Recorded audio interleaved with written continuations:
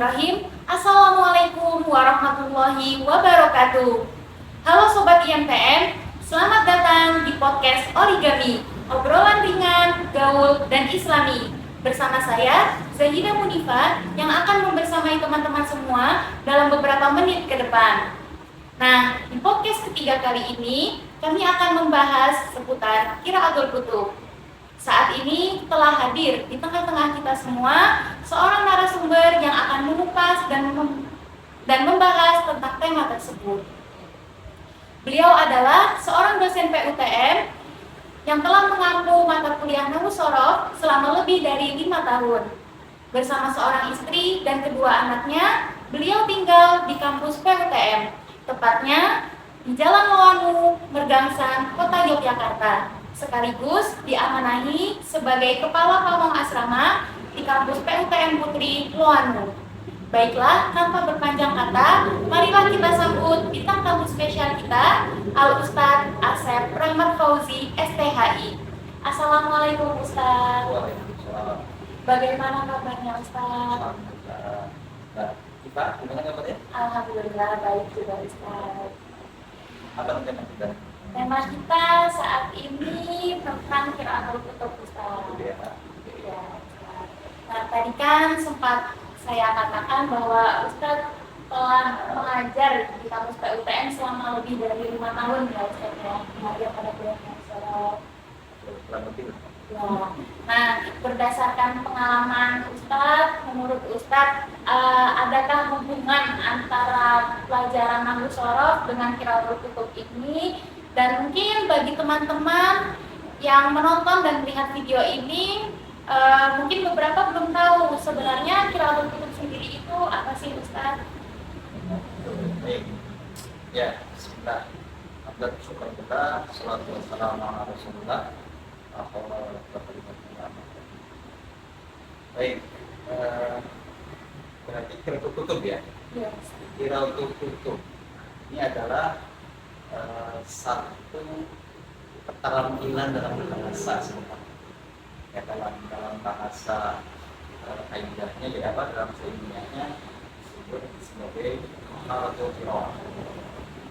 Kalau bicara secara makro secara besarnya, mahal itu ada 4. Ada istima dengan kemudian alam, ketiga adalah qiraah, ada 4 kita. Jadi idealnya kalau kita berbicara lughah Arabiyah, keempat mahal keterampilan ini menjadi bekal yang itu level-levelnya disesuaikan dengan pencapaian yang diinginkan, karena setiap masing-masing mahal ini memiliki kedalaman yang berbeda. Tapi sangat ideal sekali ketika istimewa ini jalan, halam itu jalan, atau kita dicerna dengan mata kuliah atau dengan kegiatan muhadasah atau muhawal. Nah, yang ketiga adalah qiraah. Adalah qiraah atau berbicara nasirul lughahnya, unsur-unsur berbahasa ada 3.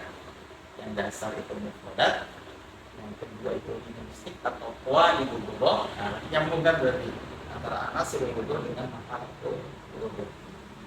Yang ketiga adalah tadi pertama mufradat, yang kedua linguistiknya, yang ketiga ada 3 ya, tidak nasirul lughahnya ada 3. Jadi kita insya Allah memang dari istima dan dari mana? Dari kalam itu akan banyak mengumpulkan mufradat. Kemudian yang ketiga tadi ma'arif qiraah itu tentu akan sangat rasanya selain dengan mufradat juga dengan linguistiknya. Paling itu porsi besarnya ada di dalamnya adalah maknanya. Jadi kalau kita mau tarik dulu apa sih Qiraatul Kutub itu atau Qiraatul baca kitab itu apa? Nah, itu sebenarnya salah satu keterampilan komunikasi yang akan sangat ideal kalau itu sudah tahap sebelumnya istimewa dan kira-kira Oke, Ustaz. Kemudian eh, kita sebagai seorang pelajar atau mungkin masyarakat umum, apakah kita ini perlu untuk mempelajari kitab kutub sendiri? Kalau berbicara umum, siapa tahu di sini ada penyimak yang levelnya mungkin umum ya, awam ya, posisi belajar lughah al-Arabiyah atau pendalaman kepada qawaid apalagi belajar hukum itu sebenarnya kan fardu kifayah secara hukum fikihnya atau secara hukum pencapaian. Namun bagi yang bergelut dalam dunia ulum ilmu agama, apalagi nanti akan melakukan sebuah istinbat hukum, menghadirkan hukum dalam syariat, tentu kemampuan belajar hukum ini menjadi hal yang harus dimiliki. Bahkan kemampuannya bukan sekedar mampu, betul-betul bisa mengambil apa nanti hasil dari bacaan. Jadi tidak hanya sekedar bunyi bahasanya. Padahal kan tahapannya tentu dalam juga masalah dan itu. Kalau kita mau lakukan ke sana, jadi memang tergantung kepada ini buat siapa. Yang jelas, yang perlu disepakati dan dipahami yang kadang juga ini oleh para pelajar yang dalam itu agak terabaikan apa wa'idul lughah ataupun kutub itu dianggap musuh. Padahal wasilah. Kalau orangnya wasilah itu kan mengantarkan kepada sesuatu. Maka kemampuan ini sebenarnya menjadi sebuah hal yang mutlak sebenarnya dikuasai oleh yang hadir rencananya ini terlibat dalam dunia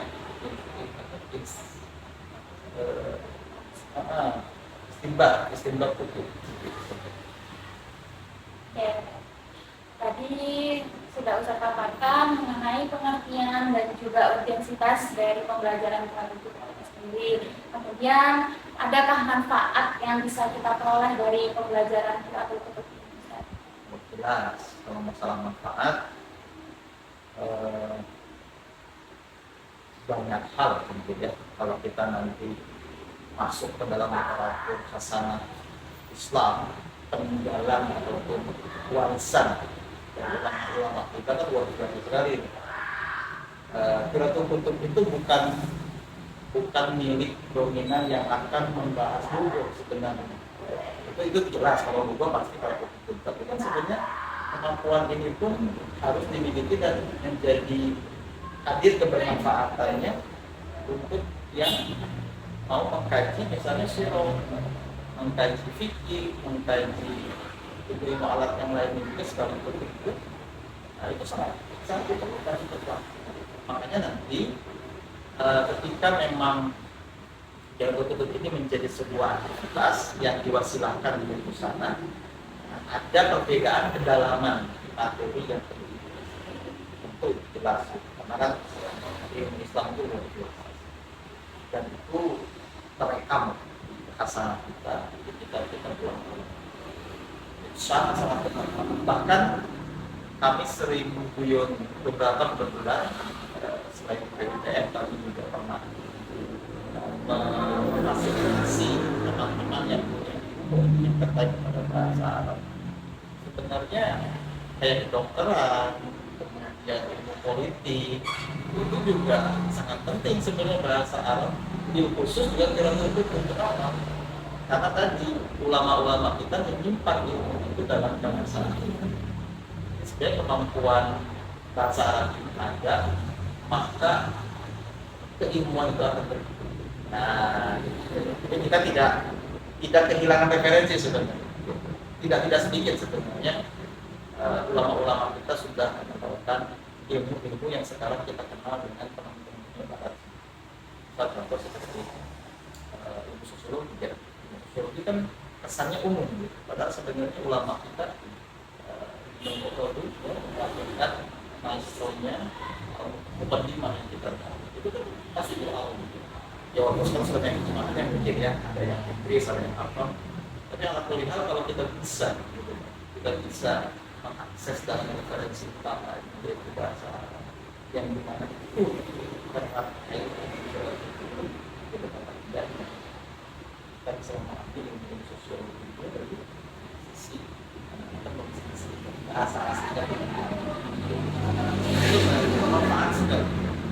saya kadang mengatakan bahwa dia itu aku itu tak itu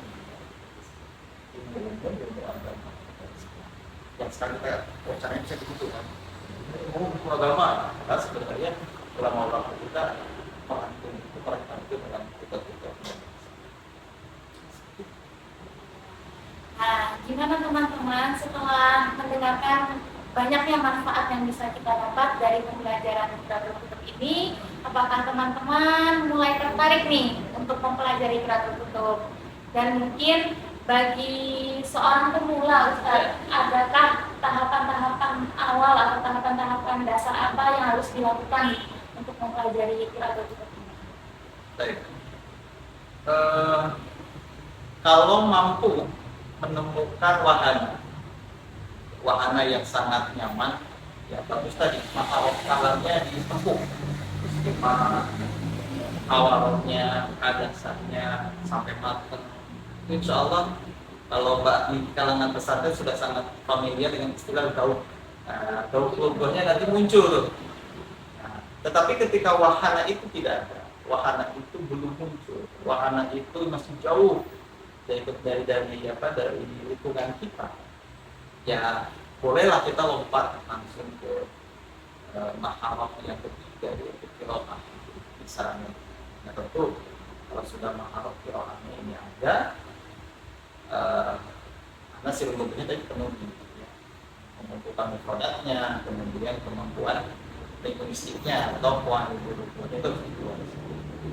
Saya rasa awal-awal bisa, ya perbedaannya paling nanti dari seintensif apa ya berinteraksi dengan literatur, karena teori itu tidak akan hidup kalau tidak ketemu dengan aplikasinya, wahananya, yaitu apa yang kita.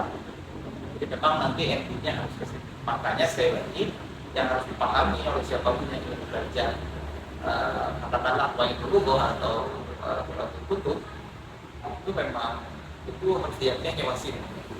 Jadi energinya masih besar. Jangan ketika nanti sampai teori habis, ya udah kita ini nggak bisa begitu, karena memang itu hanya wasit, pembuka saja, pembuka pada ilmu. Makanya tadi saya bilang orang di luar ilmu ulumuddin ingin mengakses sampai jauh Islam itu punya apa tidak, sebenarnya salah satu kuncinya adalah dengan kemampuan berpikir. Jika dia punya kapasitas di situ, insya Allah bisa masuk ke perpus Belanda misalnya atau di Inggris gitu. Kan tidak sedikit literatur Islam yang terkoneksi di sana, dan bisa jadi kita dapatnya justru pas di sana. Jadi saya rasa walaupun sekarang ada yang mengatakan bahasa Arab bukan bahasa utama dunia, gitu, tapi bagi kami, mudah-mudahan bukan hanya karena kami belajar bahasa Arab, kami meyakini memang bahasa Arab itu sebenarnya harus menjadi bagian dari muslim itu menjadi hadir gitu, harus mau. Jadi awam tidak awam sebenarnya, umum tidak umum, bahasa Arab itu ya minimal al-aqal itu kira-kira bentuknya oke lah. Nah kan gitu mah. Nah, kemudian saya ingin meminta tips nih Ustaz, bagi kita yang sedang mempelajari literatur kutub ini, strategi apa mungkin yang bisa kita lakukan agar kita tuh mudah dalam mempelajari literatur kutub, dalam menguasai teknik-teknik materinya seperti itu. Nilai prinsipnya dulu ya. Nilai ruhiyahnya maksud saya. Ilmu itu bukan sesuatu yang harus kita perbuat. Jadi dalam 24 jam kita, ilmu itu memang harus kita sediakan porsi. Itu pertama. Jadi tidak boleh berbicara ilmu hanya sisa waktu, tidak bisa. Kita dibalik, sisa waktu itu yang selain ilmu. Nah gitu. Ini sudah rumus para ulama. Kita tidak bisa membalik itu. Dan bahkan sebenarnya kalau kita fokus pada ilmu, hal-hal yang temeng kita di luar ilmu itu sangat mungkin Allah susun atau selesai juga. Jadi nggak usah khawatir. Tinggal yakin saja. Tinggal nih, kalau kita sudah masuk ke dalam masalah ilmu, kita akan memudahkan urusan Allah. Itu poin pertama saya. Nah, ilmu itu kalau kita sekarang proyeksikan terekam dalam bahasa Arab, ya karena kita sudah siap tadi di poin utamanya alokasikan waktu yang cukup banyak, maka kalau perlu dominasi hari kita dihabiskan dalam ilmu. Karena ke dalam bahasa Arab berarti kemampuan teori-teori terkait bahasa Arab itu memang harus dikuasai.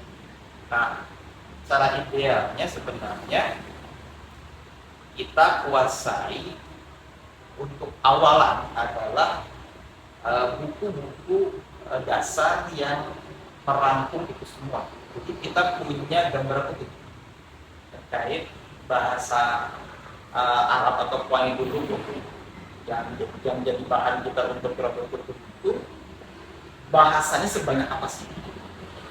Nah, itu penting karena kadang ya banyak kalau yang belajarnya kebetulan tersendat-sendat, terputus-putus, ya peta ini jadi tidak utuh.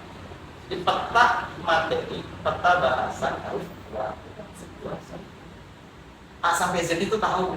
Nah, itu tahu. Itu kalau kita ingin berbicara kemudahan di dalam menyelesaikan bacaan-bacaan kita yang kebal-kebal ini.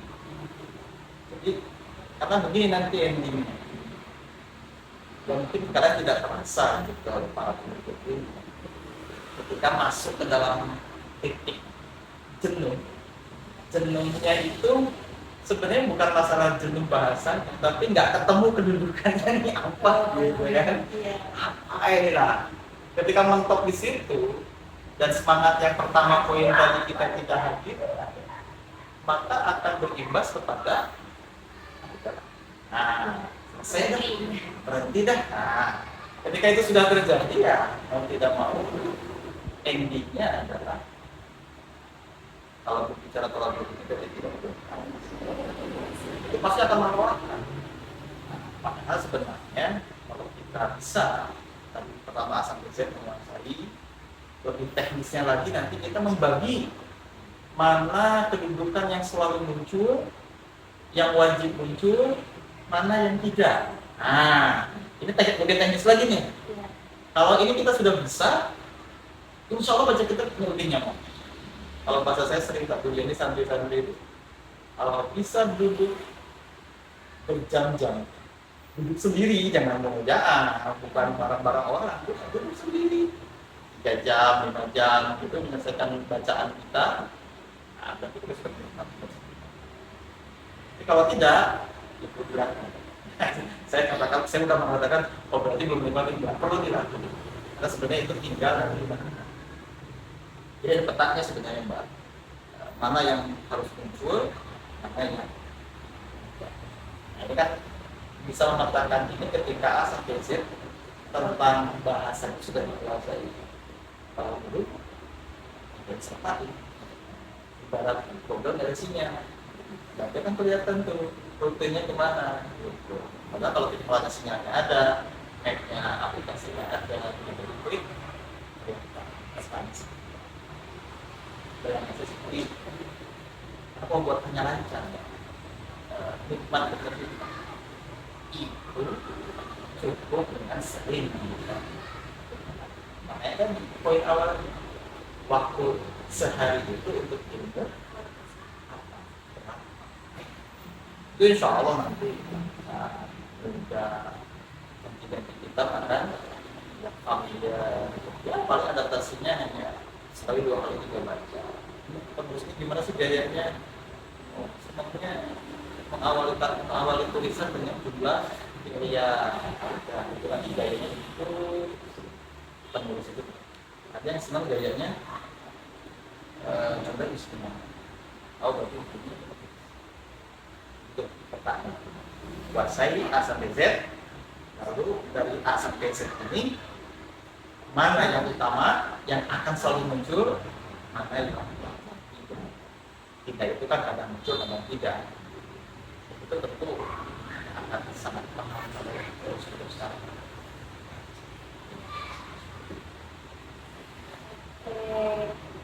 Mohon maaf Ustaz karena kita terbatas oleh waktu. Siap. Dan juga kita telah memasuki penghujung waktu, maka kita harus mengakhiri podcast kita pada kesempatan kali ini. Sebelumnya terima kasih dan jazakumullah khairan saya ucapkan kepada Ustaz yang telah meluangkan waktu, kesempatan dan juga ilmunya pada podcast kali ini. Baik teman-teman, sebelumnya saya akan memberikan suatu closing statement bahwa qiraatul kutub itu merupakan salah satu perbuatan yang sangat mulia, karena dengan kita mencoba untuk mempelajari, maka kita secara tidak langsung